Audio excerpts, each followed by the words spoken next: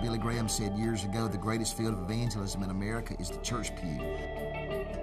In a given Sunday, 725,000 people come to our churches who don't know the Lord. A lot of people are playing the church game, but they don't even know they're playing a game.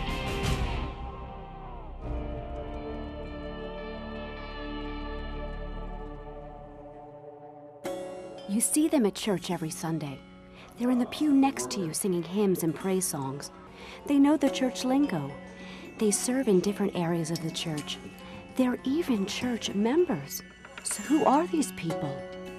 They're who Alvin Reed, professor of evangelism at Southeastern Seminary, calls the radically churched, a growing percentage of churchgoers who are lost in church. Kind of remind me of Nicodemus, who came to Jesus in John 3, who was a churchman in the New Testament culture, but really had never been born again.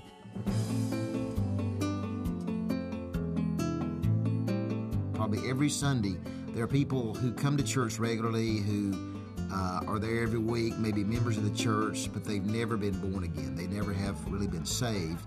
These are the ones that Jesus talked about in Matthew 7:21 when he said, "Many will say unto me, Lord, Lord, did we not do so-and-so in your name?" And Jesus said, "Depart from me, I never knew you." Picking the radically churched out of the crowd might not be as hard as you think. You just have to know what to look for. They don't teach bank tellers how to tell counterfeit money. They tell them how to distinguish the real money. And they have certain distinguishing marks that represent what a real $20 bill, for example, looks like.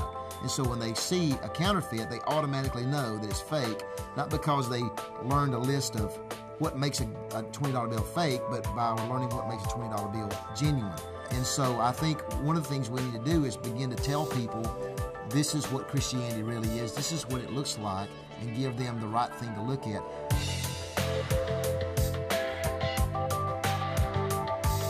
The first thing we ought to do is start with young people to teach them what New Testament Christianity is, so that maybe when they get to be middle-aged, they won't get over it like so many people have in our day. Another thing we need to do is just encourage people to share their testimony more. And the more we talk about the most significant event in the history of our lives, the more that gives people encouragement in their own sharing of their faith, but also helps people have a mirror to look at their own lives to see if they've been saved. We need to be serious about examining whether or not we have some sacred cows, things in our church that just won't change, or whether or not we're going to be about really getting back to the heart of what Christianity is. What are you? Are you radically churched or radically changed? A counterfeit or the real thing? When spiritual awakening comes, there's such a genuine, radical attachment to New Testament Christianity. All of a sudden, people see the real from the counterfeit. If we keep doing what we're doing, we're going to keep getting what we're getting. And we can't do church the way we've done church.